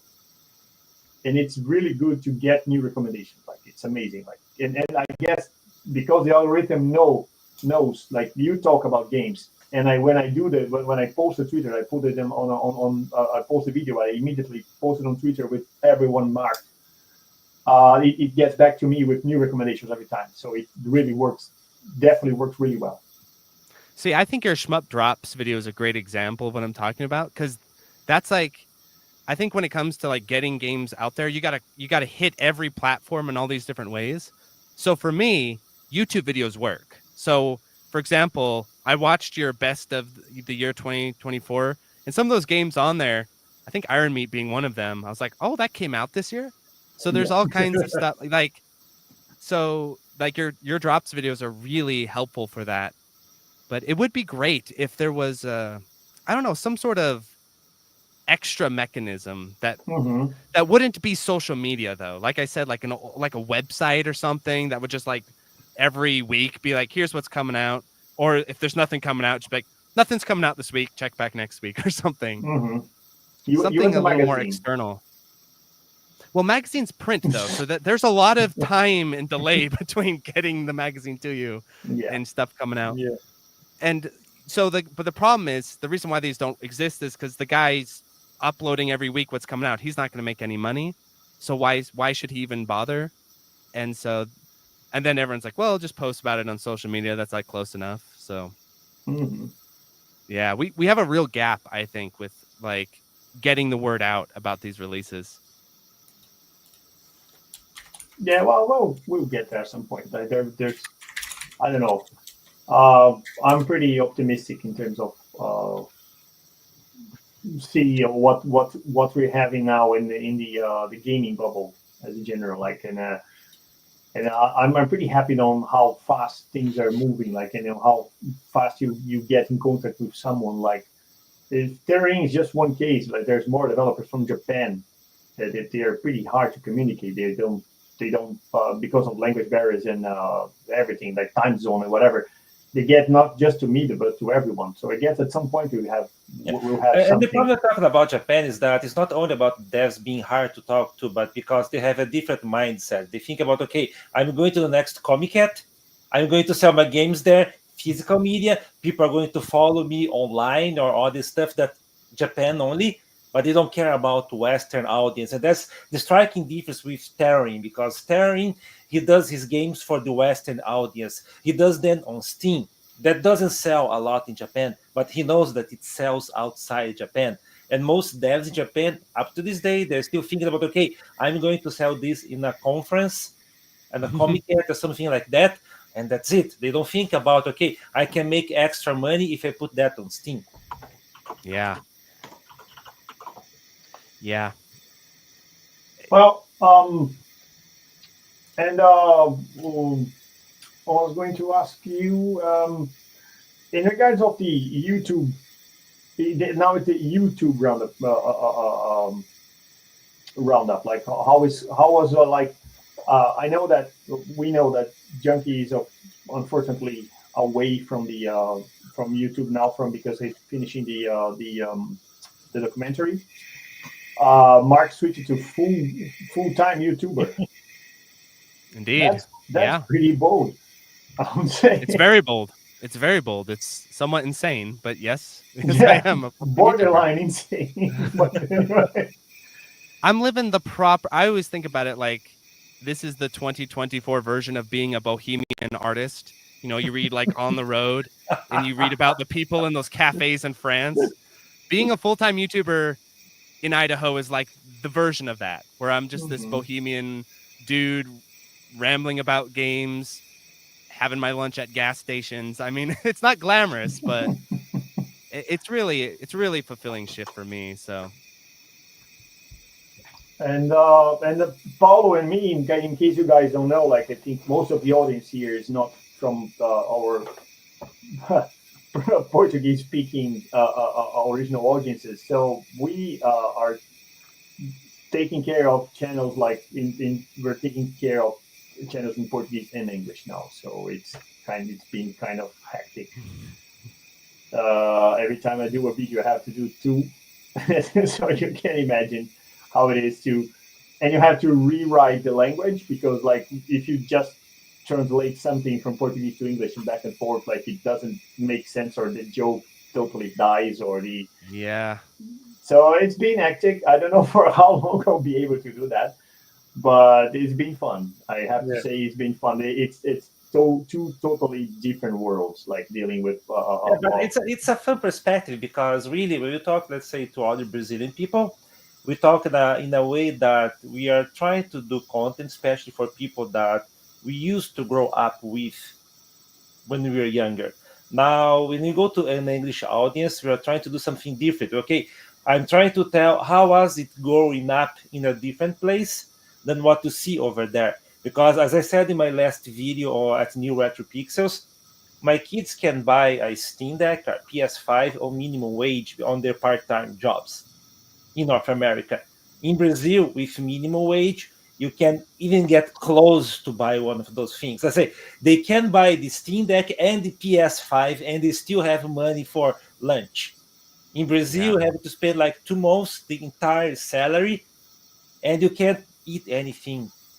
Just to get, let's say, one Steam Deck, and the PS5 is even much expensive. So this kind of difference in context, I think that's make it more interesting to talk to people outside, because when you live in North America, like or in the UK, like Philip does right now, it's one life experience. But when you live in a different place, you see that things are similar, but they're not the same. So that's kind of makes it interesting to do the second channel. Yeah, when I talk to guys from South America, because I always talk about, oh yeah, I'm feeling all broke and everything, I always like to remember, okay, there's a real difference between American broke and something like other countries in the world, where American broke's still like pretty comfy. You know, it's still a pretty comfy experience. Yeah, like you said, I still have access to all kinds of luxuries and all kinds of things, and the cost of living isn't that crazy and all that. So yeah, it is a huge difference. I always remember, like, I don't know, how lucky, I guess, how rich we are. How rich we are, we don't even know how rich we are. Don't move to California if you want to keep that affordable. Oh yeah. Oh, I heard it. California is pretty expensive. Yeah, no kidding. No, yeah, I can't move. even if I wanted to. I love Idaho though, so I'll be here. And well, the I guess the when do you Junkie? You mentioned the documentary you're working on. How close are we to of getting it released? Like, I mean, of course, no pressure. We understand you're working on your own pace. No pressure. Oh yeah, No, no, I know. I just want to know, like, if no, there's for any. sure. I think no, it's not a think. It definitely should be coming out this coming year in 2025, without a doubt. The only reason I wouldn't be able to know approximately when is because I don't know how long the production will take. Like, I know that I should be finished with my editing in the first quarter or sooner, based on what I have left to do. And after that, they might say, okay, we'll change this, or adjust this, or there's because not only is there the main documentary and the specials, but we also have all of this content that we're just releasing as is. Because each interview for some of these people are, like 2-3 hours long with Ikeda-san and with Manabu Namiki, and and it's all subtitled. But we can't put all that in the documentary. But there's a lot of fans that would just love to see that. So the point of the supplementary disc is just to release that and have people, as much as possible, at least what's watchable and usable, to just listen to these guys talk. Sometimes about nothing, sometimes about fascinating things that just you can't fit into the documentary. Yeah, but I I'll definitely get all want that that together, and but then they have to release all the materials. They have to make the Blu-rays and the jackets and the production. That takes time. So I don't know how long that part will take. I know that we'll absolutely be pushing to get it done in 2025. I know that Tatsujin Extreme comes out in 2025, and they would like it to come out either before or with that. At least that's what it's slated for. But I know that, at least for my part, like I said, I'll have, I'm in the home stretch, and I'll have it done as much as possible so then they can meet their timelines and do what they need to do. And that's a big part of why, I kind of buckled down and I said, this is my priority, because I don't want to hold them up either, and make sure I get my part done, in a timely manner. It's been 3 years now since, the original Kickstarter and all that stuff. So You basically spend more time on the documentary than in your channel. oh, for sure. And I a lot don't of think Junkie is spending any time on his channel by now. No, by now, but Yeah, by now. from where he started. But there was a lot of work in the beginning before I could even do anything. I mean, just for him to go out and do all of those interviews and all the recordings, before it was even ready for me to start editing, it took a while. So it took me, for a good context, guys, it took me a year to edit my bootleg documentary. So imagine like real production value. It's going to take a long time. Yeah. So, yeah. there's a lot of interviews on his part, so that's why the expense was so high, for the Kickstarters. You have to pay camera people and, audio people, and, he had to go out and schedule dates and interview all over the place, all over Japan. So, there was a lot of work on his part. Now there's work on my part. So, I'm not a professional video editor. YouTube's all I've ever done. So I'm just doing my best with it. But, I think the people who are looking to watch this aren't so much looking, even though it'll have a proper production value, they're not looking for fireworks. They want the quality content. They want to see unique stuff, and that's what we're trying to give them, is not something that they've already seen in my every Toaplan shooter video, going through every single game like an encyclopedia, but like just what these people actually have to say and putting it all together in like an entertaining and concise way. Covering everything, but not into such detail where you're skimming over what people really want to see, which is not what they can already see somewhere else, but where things that they've never seen before, by developers they've never heard talk about these things before.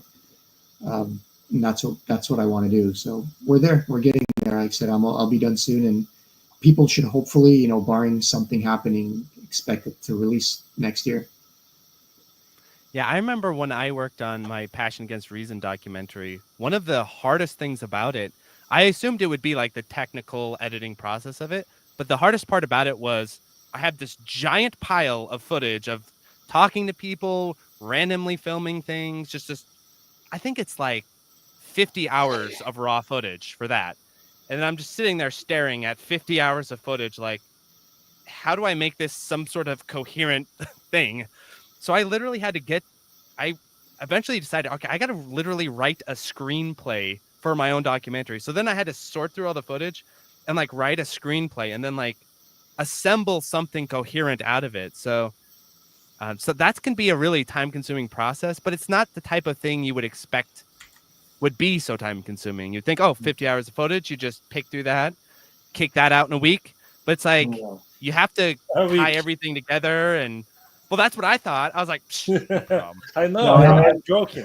Now imagine that footage that you had, Mark, was not in English but in Japanese. Yeah. And then and then someone had to subtitle it all, and then you have to kind of put it together and then use the subtitles in what you're doing because you don't really speak the language, which is, my deficiency, obviously.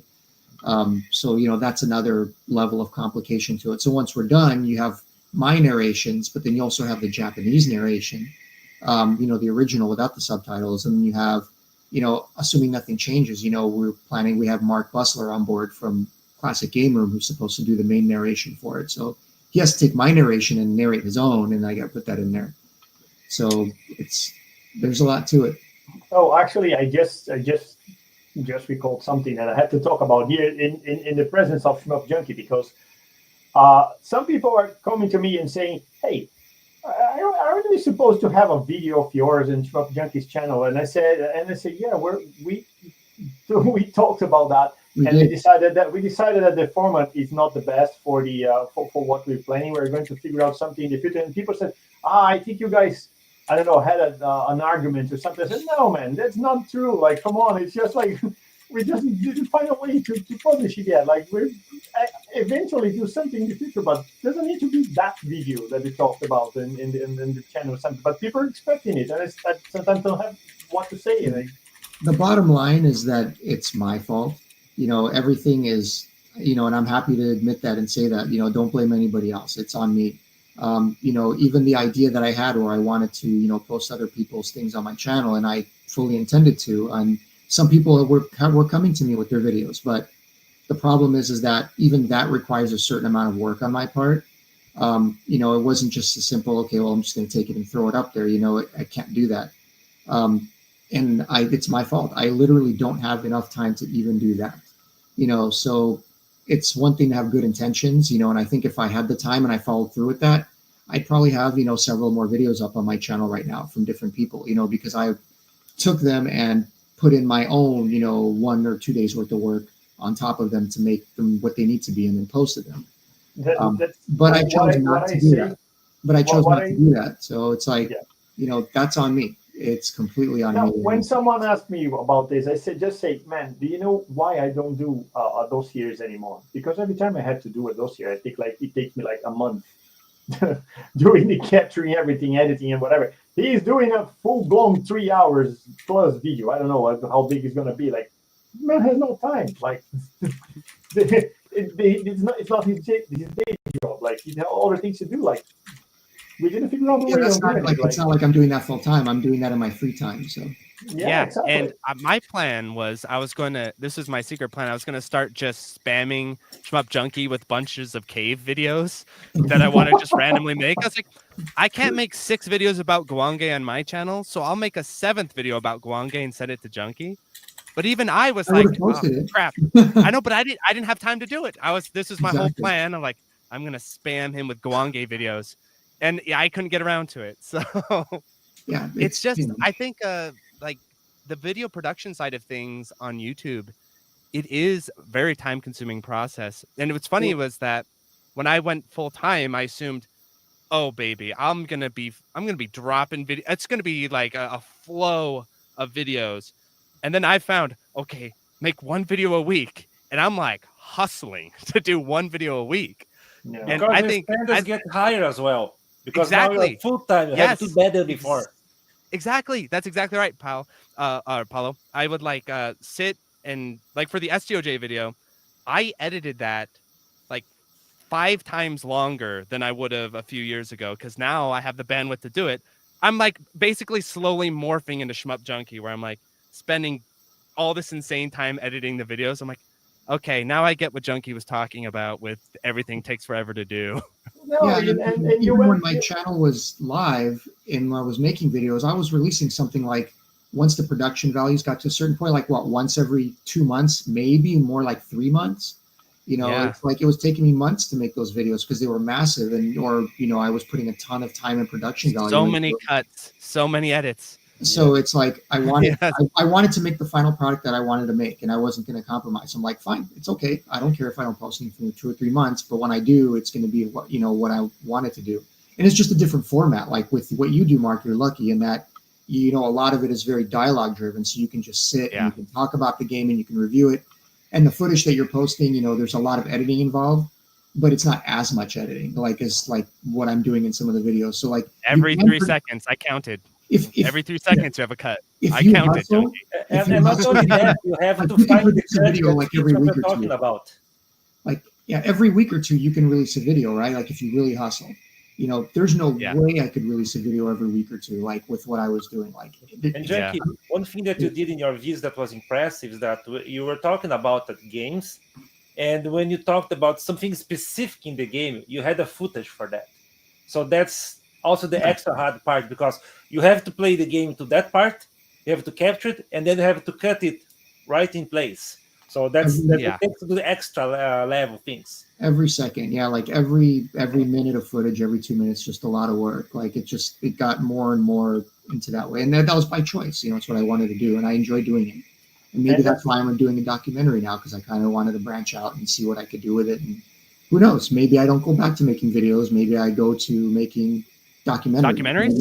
That'd be cool. Who knows? I have no idea. There goes my dossiers. Unfortunately, I don't speak Japanese, so it's like I can come in and help, but we need someone like Joe or that's there on the ground that knows these people and can do that kind of work and do everything else. I mean, I'd learn Japanese. Certainly, I'd go live there if I could, but also we have to consider one thing: like it's not because it's a job that you don't get a burnout. Like it's very time consuming. Like you do it in a free time, so you end up like some people say, but you're doing this in a free time. You're doing it in a free time, but like you have a schedule. Like, it's supposed to be your free time. Yeah, not your work time. It's just one of those things where after a certain time every day, I dedicate a couple of hours. It's like, this is what I'm going to work on today for 2 hours, tomorrow for 2 hours. I've gotten a lot done during the holidays right now because I've had a lot of time off, so I just kind of been pushing it and gotten a lot finished. So, hey, Mark, this one is for you. This is Sora. Sora is trolling. Okay, Sora is my most dedicated viewer. Every time I do a stream, Sora is there. Sora is trolling me. Okay, all right. Deal with it. He's also a really good sub. He likes watching your videos. He liked watching my videos, and he's always engaged. And we could only hope for that to have. We could only hope that even 10 or 15% of our subscribers were that like dedicated, to our channel. Yeah, Sora. I always like to tell this story.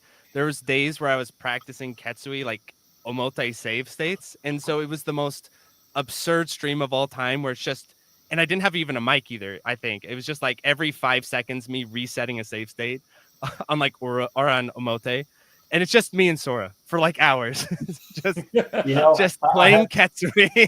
I have to say one thing. Sometimes I'm starting my work and I get to the login and start reading my emails, and I receive a notification like Mark is playing something live. I say that, look at that guy. Oh yeah, 9 in the morning. I had to cut that. I had to cut down on that. Yeah, because like it's actually more fun to sit and grind Ketsui than it is to edit a video. Like if I could just spend all night playing Ketsui, I would, but then the video doesn't get edited. So I have to like not let myself play Ketsui. And then I noticed if I stream, then I have this excuse like, well, I'm streaming, so this is like this totally counts, when it doesn't. So yeah, unfortunately I don't have the same bandwidth to like stream Ketsui for 6 hours on end and stuff like that anymore. I used to get asked that all the time, like, why don't you also do Twitch, or why don't you stream, or that kind of stuff. And it's like, because people wanted to see me do it. I'm like, I just can't. Like I have to. I made the choice that I'm going to do certain kinds of videos in production, and if I start breaking myself off in different directions, I just won't have time for anything. Like it's just. So I figure, okay, well that's not my game. You know, that's not why I'm here. So, like as fun as it would be, like to just sit and play video games and have people watch, like it takes you away from what you really need to get done if that's what you're doing. So I just I think I'm gonna take like literally a month or a few weeks off before Shmup Slam, and it'll just be me playing whatever game I'm playing. It's like, all right, it's vacation mode. I'm just gonna be playing this shmup for a month or whatever. Oh, talking about or Shmup a few Slam. weeks. Talking about Shmup Slam, this year we did the second marathon in my channel. It was really good. We did like 12 hours of Nice. streamers. Yeah, it was pretty good. Of course, just in Portuguese, like it was focused on the Brazilian audience. I want in 2025 try to do 2 events, one for the Brazilian audience and one for the international audience here in this channel. Let's see how it goes. Nice. Well, remind me for the international one. Oh yeah, you'll be. I will play. No. Nah, come on. No way. No way. I will play though. I will appear and play. You can cover my lunch. Well, yes, I'll jump on the microphone. I'll jump on the microphone and talk into it. But organizing, scheduling. No. I'll be organizing. You can jump on the microphone whenever you're available. Okay. Of course, all you guys are invited. If you want to I'll do participate and jump in the microphone and participate. Adine was there. He did a nice run. We always have a nice talk in Adine's segment. And I hope to see you guys this year also. Yeah, I'll definitely appear and talk and play, but Shmup Slam is as much organizing as I'm capable of every year. That's like the max. Totally like my organizing stats, they get maxed out every year for Shmup Slam. I totally understand, and I have Hauser's help. Last year I had Hauser's help. Hauser had did a lot of work in background, and to make it possible. Adine is helping too. We have more people helping. And he was there all time along with you. Yeah, Paulo was online all the time and talking in background too, because like, man, it's crazy. 12 hours sitting. It's sitting and talking about bullets flying. It's crazy. I totally understand. That's a proper If you do 12 hours straight, that's a proper Shmup Slam experience. But either way, all you guys are invited if you want to participate somehow, depending on, of course, your availability. But feel yourself invited. Yeah, I think what's fun is I love to participate. I mean, I love doing Shmup Slam. But the way Shmup Slam works is I never feel like I actually get to experience it like everyone else because I'm running it. And so I'm never in the moment. You know, I'm always like, even during like really cool runs, I'm always like, is the stream working? Are we losing frames? You know, I'm always, I can never just like sit back and enjoy. I'm like staring, like all Shmup Slam. I always have my phone going with the stream on the phone to make sure the stream's still working. Yeah. And when I'm talking to people, I'm always like half looking at the stream, being like, is it still working and stuff? So I have a window with Hauser's shot, and he's always, this thing is off, move it. Yeah, exactly. You forgot this. You forgot. Yep. Your mic is too quiet. Your mic is too loud. Yep, exactly. So I always like to participate in other people's events where I can just show up and not worry about organizing and doing things like that. Well, you can count on me if it helps. Like I have some experience on it. Well, Shmup Slam this year at Akihabara Arcade, I think it'll be a really cool experience because they have a whole setup there. They've got a lot of experience. I'm gonna make Dirty Screech. He's like the VP of Shmup Slam at this point. He's helped me so much with the event. Screech will be there helping me. He's helped me every year, but I'll delegate to him more, make him do things more. So you're doing it at Akihabara? Is that what you said? Yes, but in Colorado, not in Japan. Oh, okay. I was gonna say I'm not familiar with the one in the US. Yes, there's a American, like, I don't know if it's like a copyright infringement situation, but we'll go with it. You know, it's still awesome. You can't copyright a name of arcade, I don't think. So we're doing it. Why not? Well, guys, I think that's it for this year. We did a pretty chill chat. Do you want to do any other final words, final considerations for this year, or could we wrap up? I don't know. Let's name our top 3. How about that? Top 3 of the year. Yeah. So I'll go my top 3. Number 1, Blue Revolver Double Action. Number 2, Angel at Dusk. Number 3, Devil Blade Reboot. Okay. I hope I didn't miss anything real obvious there. But yeah, those 3. Okay, you want to be the next one? Okay, I already talked about this. I will just repeat myself here. Okay. So it's Devil Blade, Metaphor, Refantasio, and Crime City. So those are the 3 I definitely recommend people out there to play them. Oh, if we're Wow. doing the non-shmup, definitely Shadow the Ninja Reborn in my selection as well. That's I love I it. can't recommend this one because I'm still to play it. So, Yes. It's good. but I It's probably would excellent. recommend it as well because I love the videos for the game. Yes. And know. have you ever played the Ninja Warriors Return? Yeah. Ever played that one? Same One of developer. my favorite beat 'em ups ever. Yeah. That one's really good It's too. awesome. People are asking about Signy. Should we ignore? I think we could. Oh, come on, let's not Oh. get started. Let's not get there, please. Signy is my non pick of the year. What which got biggest disappointment? Yeah, there you go. Let's say Seems big like that's what disappointment, everybody's been Signy. thinking. Sorry, If Gary, we're talking about 2 disappointments, it's Signy and Macross shooting inside. That's Oh yeah, the Macross one too. Yeah. I oh, think that's that bad. the only thing that everyone agrees in my video is the disappointment section. Yeah, I don't think anybody was expecting much of Macross. I think people wanted Macross to be good simply because people like Macross. But I love I Macross. took one look at a preview and I was like, Yeah. I'm Yeah. not expecting The anything. franchise is cursed. It's cursed. I know. The whole thing is It's You know just cursed. what's one game crazy? that's great. Yeah, Yeah. but it's crazy. Like it has some cool arcade versions. Like there's that arcade Macross game that's Yeah. really good. Yeah, Yeah. the Super Nintendo game is Super obviously Nintendo is Super also- Famicom. Sorry, Super Famicom version is really good. I kind of do like Robotech Battlecry. I Yeah, will they're say. good. They're not Battlecry's awesome. pretty They're cool. good. No, they're Yeah. good. They're good. They're playable. Definitely, you can have some fun playing. They're not awesome. Like they're not like remarkable, but they're. Yeah. You But know, this new one looks real rough. it's a mess. It's a bloody mess. Don't waste your time and money. But like Signy, I was having big hopes about Signy. Honestly, like I was. Well, I was hoping it wouldn't come out. That was my hope. I was like, please don't release because I don't want to talk about this stupid game. So that when it came out, I was like, no. I avoided because I didn't want to hurt the developers. Honestly, like I didn't want to Yeah. say bad things. Yeah, that's about the it. thing too. Is like I didn't have like it was like a grim duty to review that game. I didn't want to, but I was like, I have to. It was like you know what I mean? mission. It's like sending someone off into the gallows. It's like I didn't Mhm. want to do it, but I had to. It's So a dirty work, but someone has to do it. yeah, exactly. And I was like, the funniest part about Signy though was before I even reviewed it, I was seeing comments being like, Mark, he's gonna, like people were already mad at me. I was like, you guys know what I'm gonna do, but it hasn't technically. This is like Minority Report. It isn't technically happened yet, but I was in holidays in coming. Brazil. I was in holidays in Brazil the day Signy was released, and people start messaging me, "Are you going to review it? Are you going to review it?" I say, "Dude, I'm in holidays. I'm in vacations in Brazil. I'm not going to edit videos now, even like." right. Especially about this game. No, definitely not.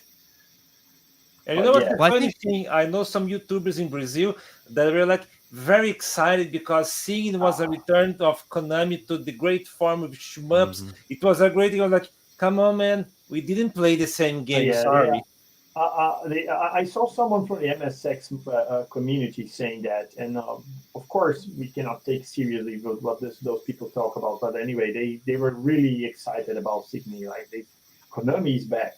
And the funny thing, they try to push, okay, that's a game that's made for to be more accessible. I say, no, the controls are freaking complicated. That's not. You know what? and You know what's very funny sure. is like a really good, ironically, like a really good counterpoint to Signy is Angel at Dusk, because it basically does all the things Signy wants to do, but it does them right. So it's like it'd be actually really interesting if the Signy guys played Angel at Dusk. They might not like it because it's like more weird looking visually and stuff, but in terms of the game design, a lot of the things Signy wanted to do, like having a kind of a progression system type of thing, a wider aspect ratio, a lot of things it was kind of trying to do, Angel at Dusk just executes so much better. And so I think it's a great counterpoint to it. I think you're being too optimistic, considering that they are trying to do something there. Like I think they just they just it feels to me they squeeze a lot of ideas into something and say, okay, that's what we achieved. Let's release it, and there's no time to refine it. Let's push it. Oh yeah, definitely. It said they were working like 2-3 years on the game, so it's not like they didn't have the time to refine it. So that's what I feel even worse about it. That's the best comment. Spiders STGB about Signy. It's amazing. Please watch it right now. It's amazing. It's pure comedy. Yeah, Spider's making some really good videos in general. Very unique. Like his content is really like fun to watch. So Spiders, where are you? Speaking of, remember someone mentioned Moon Dancer. You guys should watch Spider's video on Moon Dancer. That's how I actually came across it, and I was like, oh, this is a really good video. So watch Spider STG's video on Moon Dancer. It's really good. Maybe next time you should have Spider on the show. Sure, definitely. He actually has an active YouTube channel, unlike me, the has-been, who doesn't make. No, we could have Spider, but we can have Spider, but I like the tradition of bullying Junkie onto this call every year. So we're just gonna have to keep doing that every year. Poor Junkie. I like that tradition. Oh, I have a question for the chat. Since we have you have some audience here, what do you guys want to see on 2025? And the same question for you guys. What are the most like the that's a great shmups you're looking forward in 2025? And not just that, since we're all YouTubers here, even if Junkie's kind of in retirement, sort of. No, he's not retired. He's taking a sabbatical. You could say has been. Okay, you could say has been. Yeah. What do you guys expect from us, shmup YouTubers? Like we're quite a small bunch, but anyway, of course, there's more that they're not present here. I wish we could have more communication and bring more people to the. I wait for Alesta Branch, just that. Again, you said that last year. Yeah, exactly. And they'll probably say that next year as well. Yes, every year we'll say it. Manlito says Rain Chaser. That's Rain Chaser. I'm really looking forward to that too. Me too. Yeah. That one I'm gonna have marked on my calendar when that one comes out. It's a very cute and looks like very well polished. I played the demo. The demo is amazing. It's really cool. Yeah. I think a lot of people who are go ahead, I'm sorry. Oh, I'll say I don't cover demos because what happens is sometimes you cover a demo and I get all hyped for it and then the game never comes out. Then I'm like, it is what it is. So I need the full game. We need the whole enchilada here. I agree. That's what happened with Iron Meat. I played the demo so long ago. It was one of those games that would literally never come out. Nothing would ever come of it. It would just sat dormant for years and years and years. Exactly. And all of a sudden, it became a thing. So it happens. I don't know what's this about. If it's more trolling. Oh, very cool, Sora. So yeah, this is Bog's game, Armed Decobot. Absolutely. Mm. Oh, by the way, I tried to bring Bog Hawk this time, but he couldn't make it. Let's see. Who else? Elastic Branch. What else? I would say Eartheon. A lot of people are looking forward to Eartheon. And if you're into the older 16-bit games, at least graphically it looks amazing. We know that. The early gameplay that I've seen so far definitely looks like it's pretty intense. Like it doesn't look cheap. Like it looks like they're definitely, whoever's doing the programming at least knows what they're doing. We don't know until we play, but obviously the music is going to have to be awesome, right? I mean, if Yuzo Koshiro is doing the music, it's probably going to be pretty good. So we know the graphics will be great. We know the music will be great.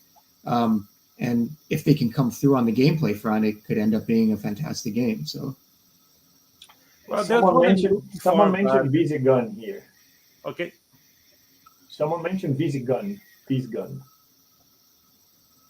This game. I'm looking forward to. I always have to look up the title for it because the title always gets jumbled in my head. But it's called Blackfinger Jet, and it's the Metal Slug's successor potentially, hopefully. So that I keep looking on it on Steam. I'm like, when are we getting a release day? But that one is huge. I'm really excited for that one. Hopefully, it'll be good. Also, the Striker is also one looking good on Steam that has a demo, but still almost 1 year later, Nothing yet.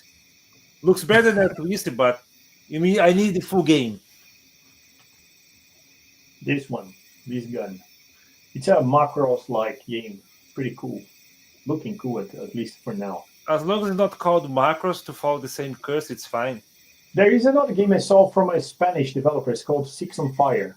That looks very Terra Cresta-ish. Something between Gradius and Zidius and Terra Cresta, but like with a modern approach, like more like bullet hell dynamics or something like that. It's really looking really cool. What's it called again? Six on I'm gonna look it Fire. up. 6 on Fire. Yeah, if I'm not wrong. Like it's 2 a.m. here. Maybe I'm losing packets. That's the proper time. That's the proper YouTuber time. Oh, yeah, that's fine. I should be used to that. I say a full-time YouTuber. Yes, Yeah. that's YouTuber hours right there. 2 a.m. The only- Your day's just starting. Yeah, my only complaint about Earthian is there's nobody next to user Koshiro to borrow him an OSSC, because like every time he do the footage, it like looks like he grabbed like an old VCR camera, a VHS camera, and yeah. To shoot the footage. No, too bad. He doesn't have a friend to borrow him an OSSC. I wish he could plug the Mega Drive on RGB and do a proper footage of the game. In terms of Mega Drive, there's plenty like amazing releases. Like not to mention the real about Fate of Fury. We have the that game ZPF. ZPF. Yeah, it hasn't come out yet. It's been coming for a while, but they're still working on it. Yeah, we have ZPF and we have another game from a French developer. I forgot the name now. I played both games. You know, some of these, I don't know about ZPF. Okay, it looks like it's on Steam. Some of these games, people will show to me, these like Mega Drive games, but you can't like get them other than ordering it from, like ordering the cartridge itself, which I always think is like a bummer. No, you can. No, not this one. I'm saying there's other ones. I can't remember the name of it, but someone was showing me the other day this like running gun type of thing for the Mega Drive that looked really cool, but you had to like, no, it's like this random game, but you had to order the cartridge and it's not on Steam or anything. So I was like, Oh, by the way, I just received Estiki, the NES game that's being made by the X Compiles. Want to play it? Do a review, proper review or something. Well, anyway, guys, my opinions, my top three would be definitely Dead Blade. I also had a lot of fun playing Gunna Blade. And Gunna Blade was fun. Yeah, that's a good one. And it's a shame we don't have a third game with Blade on the name, but Shadow of the Ninja, why not? Yeah. Close enough. Great pick. No, Gunna Blade, I had a lot of fun. I had a blast with Gunna Blade and Zealand Force. More Gunna Blade than Zealand Force, but definitely must play. I was late to the party, but when I played this year, that was really good as well. Grace Counter GM.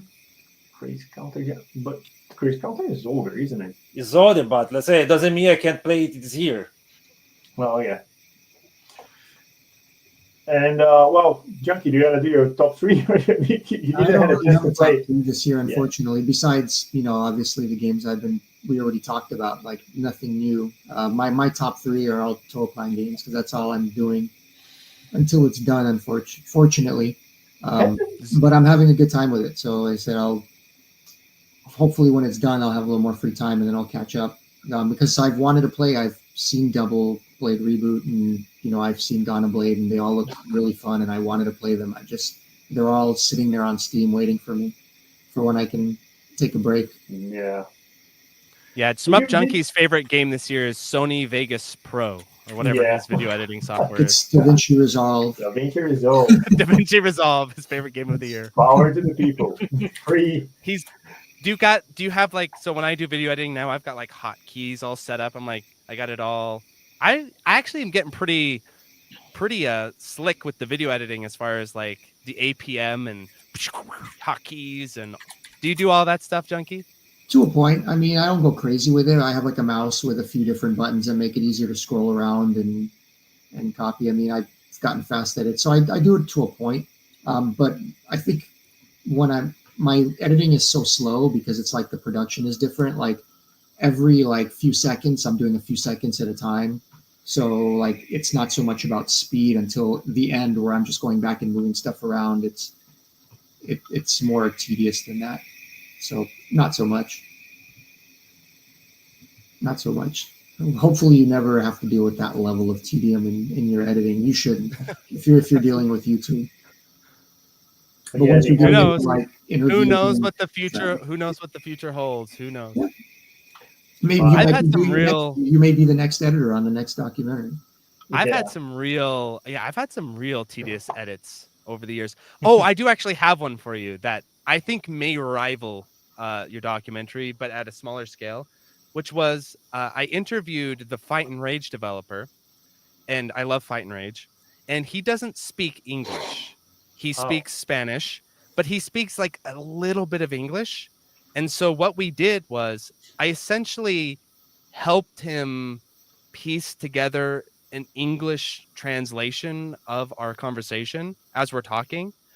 But in the edit, I had to go in and like word by word assemble together the sentences.